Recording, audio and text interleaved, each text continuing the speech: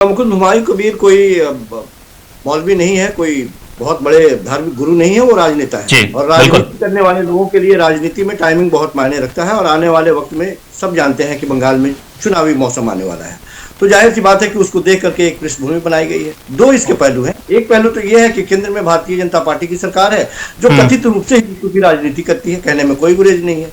ठीक वैसे ही कमोबेश ममता बनर्जी के ऊपर भी एक ठप्पा लगा है कि वो अल्पसंख्यकों के साथ रह करके उनकी राजनीति वो करती है।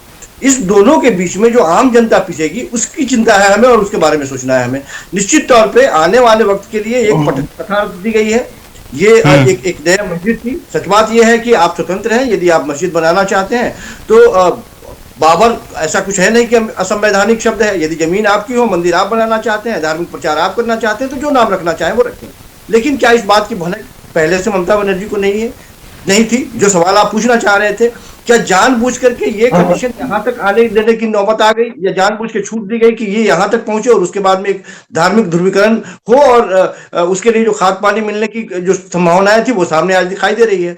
तो दोनों तरफ से, भारतीय जनता पार्टी की तरफ से एक लाइन में यदि हम कहें कि हुमायूं कबीर ने यदि ये इस तरह से कोई घोषणा की कि हम बाबरी मस्जिद का निर्माण करना चाहते हैं या उसके लिए शिलान्यास करना चाहते हैं, तो भारतीय जनता पार्टी यदि उस पर कोई भी प्रतिक्रिया नहीं देती तो निश्चित तौर पर यह मामला यहीं पे फंस जाता, हम लोग चर्चा भी नहीं कर रहे होते। भारतीय जनता पार्टी के केंद्र से लेकर के राज्य तक से जिस तरह से हमलावर हुए, और वहां पर बहुत सारे तो लोग कूच कर गए हैं, बहुत सारे लोग कूच कर गए हैं बंगाल की तरफ। तो जिस तरह से वो तेज धारदार के साथ कूच कर गए हैं, निश्चित तौर पे राजनीति तो दिखाई देती है। संजीव जी, लेकिन इसके साथ ही ममता सरकार की जो शांति उन्होंने बनाई है, जैसा कि मैंने पहले भी कहा था कि दंगा फसाद बढ़ाने के लिए 2000 छोड़िए ना, 10 लोग भी काफी हैं। और ईंट पत्थर लेके अगर लोग वहां पहुंच रहे हैं, बंगाल में और मुर्शिदाबाद में दंगों का इतिहास भी बहुत पुराना रहा है, तो इस दरमियान क्या आप इसको सरकार के फेलियर के तौर पर नहीं देखते हैं कि ममता सरकार फेल हो गई है या फिर वो जानबूझकर खामोश है? क्या मैंने शुरुआती दौर में ही कहा कि बंगाल की राजनीति बगैर रक्तपात और हिंसा के संभव है ही नहीं। बंगाल में राजनीति में आप जब निकाल के देखेंगे तो हर समय जब जब वहां पे चुनाव हुए हैं, जम के वहां पे हिंसा हुई है और जम के उसी आधार पे वोटिंग भी हुई है। यहां तक कि रिकॉर्ड ये रहा है कि जब ज्यादा हिंसा हो तो वहां सत्ता बदलने की संभावना होती है, जब आप रिकॉर्ड निकाल के देखेंगे तो। और ये बेहद खतरनाक है।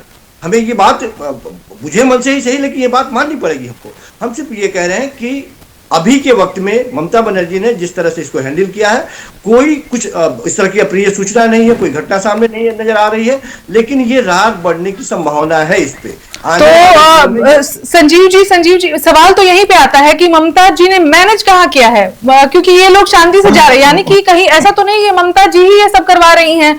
एक तरफ एक हाथ से निकाल रही हैं और दूसरे हाथ से बाबरी मस्जिद की नींव रखवा रही हैं। ये भी दिखा रही हैं कि बाबर और बाबरी मस्जिद को हम सपोर्ट नहीं करते हैं और निष्कासित कर रहे हैं, और फिर भी शांत बैठी हैं जहां पर एक नेता इतनी हुजूम लेकर वहां पर पहुंच रहा है।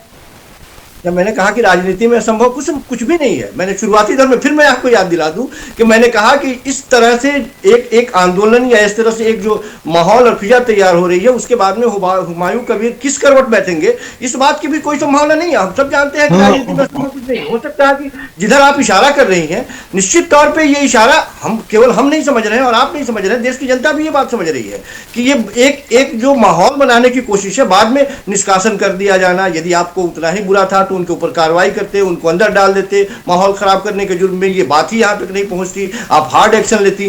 तो जिस तरह से छूट दी गई और जिस तरह से आगे बढ़कर के उन्होंने अपना अंजाम दिया, और ऊपर से भारतीय जनता पार्टी के लोग हमलावर हैं, निश्चित रूप से कुछ न कुछ तो अंदर पकता हुआ दिखाई दे रहा है। इसीलिए मैं कह रहा हूं कि राजनीति की छोड़ दीजिए, हमें बंगाल के लोगों की चिंता है कि आने वाले दिनों में क्या होने वाला है।